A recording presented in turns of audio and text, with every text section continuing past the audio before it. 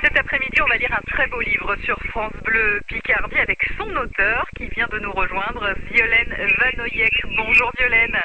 Bonjour Valentine. Il n'y a pas si longtemps que ça, c'était il y a 1 an et demi, on vous avait reçu sur France Bleu Picardie. Vous aviez écrit un très beau livre sur Néfertiti. On était donc dans l'Égypte ancienne. Et cette fois-ci, vous êtes avec nous pour parler d'un autre livre, une nouvelle œuvre, cette fois-ci qui s'appelle Les premiers Jeux Olympiques. Violaine Vanoyec, déjà pourquoi être partie dans la direction des origines des Jeux Olympiques ?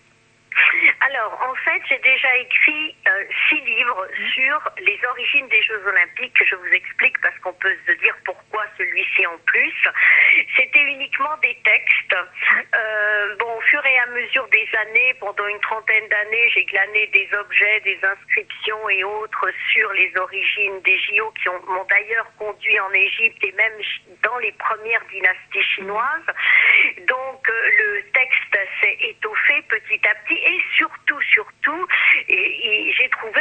trouvé enfin un éditeur, parce que Dieu sait si j'ai déjà essayé de faire ce genre de travail, qui puisse mettre l'iconographie ou les dessins ou les reconstitutions de dessins que je voulais associer au texte et qui me paraissent absolument nécessaires dans certains cas d'abord parce que le livre est beau, c'est vrai, il est magnifique et pas cher, enfin il y a un beau rapport qualité-prix, je voulais qu'il soit vraiment abordable pour tous et puis si vous voulez en plus, certaines descriptions peuvent être un peu fastidieuses et donc le fait d'avoir l'image facilite beaucoup la lecture. Beaucoup d'images, beaucoup de photos d'objets notamment, de monuments anciens.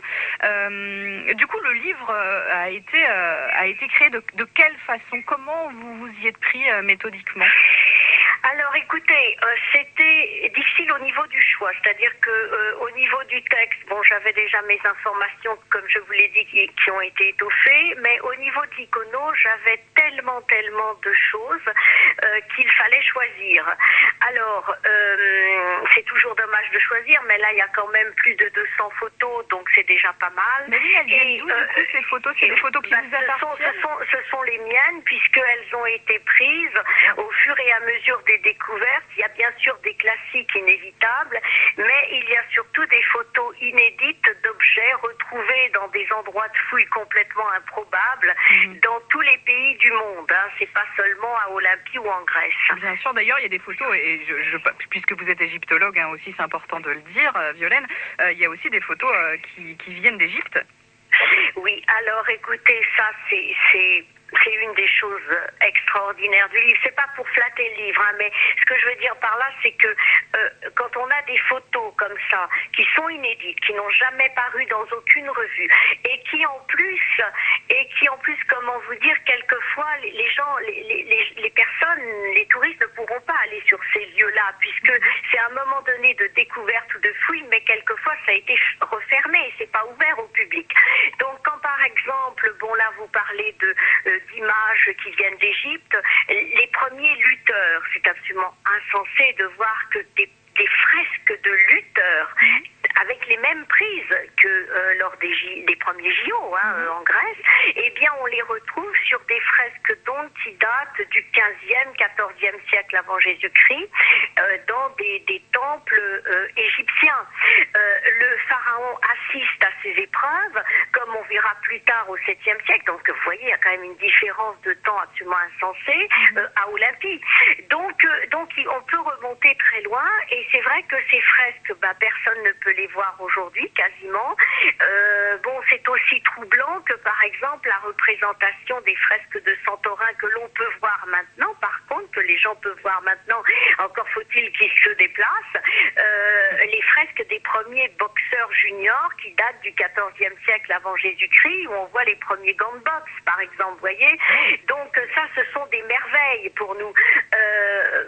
Récemment, parce qu'on trouve toujours des choses, mais je pense que maintenant, j'espère avoir fait le tour avec ce livre d'un point de vue image et d'un point de vue texte. On a retrouvé, c'est pas si vieux, vers Corinthe, puisque à côté de Corinthe, il y avait des jeux aussi importants à l'époque que les Jeux Olympiques, des départs de course, comment on partait à la course avec des poteaux, avec des cordes qui étaient tendues par un arbitre et que l'arbitre lâchait pour éviter les faux départs. Ce sont des choses étonnamment modernes et qui datent du 7e siècle ou 6e siècle avant Jésus-Christ, vous voyez. Donc, tout ça, petit à petit, c'est très étonnant.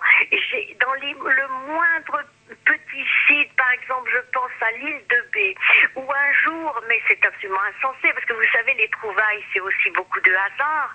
Un jour, j'étais dans l'île de B et comme je crois qu'il n'y a pas beaucoup de sites qui échappent à mes recherches en Grèce, et bien j'étais dans l'île de B et là, il y avait un petit site, mais ridiculement petit, qui était fouillé par des Anglais, et je m'aperçois qu'ils ont découvert une couronne qui était offerte donc à Olympie, et ils ont découvert une liste de vainqueurs olympiques, alors que on en a très peu des listes de vainqueurs olympiques, et que celles qu'on a retrouvées, on les a retrouvées dans les oasis en Égypte. Et non pas en Grèce d'ailleurs, vous voyez. Donc, je ne sais même pas s'ils ont évalué sur le coup l'importance de la chose.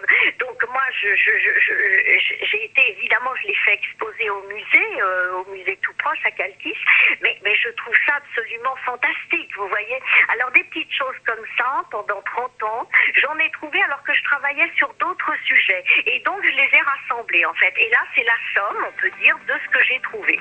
Violaine Vanoyek, vous restez avec nous. On va continuer de s'intéresser à ce très beau livre, Les premiers Jeux Olympiques. D'ailleurs, on vous l'offre, hein, cet ouvrage, au 03 22 92 58 58. Très beau livre, Les premiers Jeux Olympiques. Vous repartez avec au 03 22 92 58 58. Violaine Vanoyek, qu'on retrouve d'ici quelques minutes. France Bleu Picardie, à Poissy.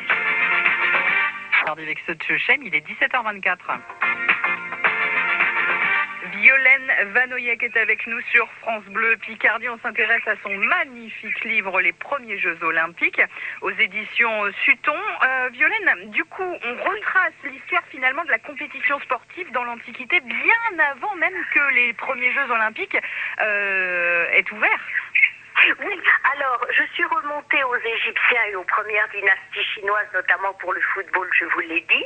Et puis sinon, bien évidemment, le livre porte quand même sur, on démarre vers le 8e siècle avant Jésus-Christ, quant à l'ouverture officielle, on va dire, des JO à Olympie. Voilà.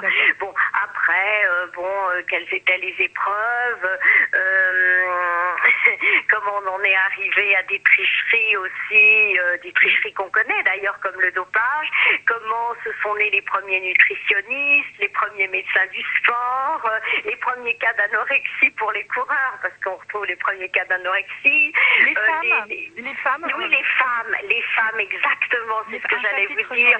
Le rôle des femmes. Oui, un chapitre sur les femmes, je vais vous dire pourquoi, parce que pendant très longtemps, on a pensé que les femmes étaient reléguées dans des salles dans leurs appartements et qu'elles ne sortaient jamais. Et en fait, on s'aperçoit qu'elles faisaient leur jogging, qu'elles avaient un entraînement au quotidien. L'iconographie nous montre qu'il y avait des athlètes hyper musclés qui avaient gagné dans plusieurs jeux, donc aux Jeux Olympiques, mais pas essentiellement aux Jeux Olympiques. C'est vraiment des vrais athlètes. Alors on a retrouvé des petites statuettes, on a retrouvé des bas-reliefs où elles mènent dans des courses de chevaux, donc elles sont sur des chars, elles ont des mollets qui ressemblent, je ne sais pas à quoi, mais enfin bon, des mollets de footballeurs. Des mollets de footballeurs, voilà, exactement. Vous avez trouvé le mot, Valentine, c'est exactement ça, tellement c'est impressionnant. Et je vous assure que si on ne voyait pas leur poitrine ou autre, on pourrait s'interroger sur leur sexe, mais là, c'est sûr que ce sont des femmes. Donc c'est intéressant parce que toutes ces découvertes iconographiques ont remis à leur place le sport féminin et les origines du sport féminin, étant donné que les textes de l'époque du 5e siècle qui étaient extrêmement machistes, puisque les philosophes de l'époque considéraient la femme vraiment comme rien, hein, comme un objet, et bien du coup ne parlaient absolument pas des activités féminines, et donc ça nous a permis de remettre remettre un peu les pendules à l'heure. Donc ces trouvailles sont très intéressantes. On a retrouvé aussi des femmes vainqueurs en tant que jockeys dans les courses de chevaux montés et beaucoup de choses. Donc c'est intéressant, oui, au niveau du sport féminin. Donc c'est pour ça que j'ai consacré pas mal de pages à ça aussi, oui. Alors j'ai une question, est-ce qu'on vivait du sport dans l'Antiquité? Est-ce que c'était un métier? Je pense notamment aux gladiateurs, parce que vous parlez des gladiateurs dans le livre. C'était c'était un métier, gladiateur. Oui, alors gladiateur, non seulement, alors là on est à Rome, c'est-à-dire c'est comment les Romains ont adopté quelque part et transformé malheureusement l'esprit des JO et l'ont adopté des Grecs. Alors gladiateur, c'était non seulement un métier, mais un métier qui était quelquefois recherché pour la gloire, beaucoup pour la gloire, quelquefois pour l'argent, mais il y a eu des nobles qui étaient extrêmement riches et qui n'ont concouru que pour la gloire, quitte à en perdre la vie, bien sûr, on le sait. Et puis les champions aux Jeux Olympiques, quand on était véritablement champion, forcément que on changeait de catégorie sociale parce que un champion aux Jeux Olympiques non seulement était exempté d'impôts, il avait une rente à vie, sa famille avait une rente à vie, ils avaient énormément d'avantages. Donc à partir de là, si vous voulez, ils étaient privilégiés, pouvaient faire une carrière politique, certains sont devenus l'équivalent de ministre. Et voilà, donc quand on était véritablement champion de haut niveau, on pouvait vivre de son sport. Il y avait des profs de gym aussi, comme aujourd'hui, exactement, hein, privés ou... Mais oui, soit des palestres privées, et les cours étaient extrêmement chers, donc ceux-ci vivaient très bien, pour pas dire quelquefois que c'était de l'escroquerie, parce que vraiment les cours étaient extrêmement chers, et puis d'autres, bon, qui étaient pris en charge, des cours qui étaient pris en charge par la ville, mais c'est exactement comme aujourd'hui, voilà. Et évidemment, ceux qui malheureusement ne brillaient pas ou brillaient moins, eh ben, avaient du mal à vivre, mais ils s'entraînaient et avaient un métier à côté exactement comme aujourd'hui. Le livre s'appelle Les premiers Jeux Olympiques, c'est signé Violaine Vanoyek.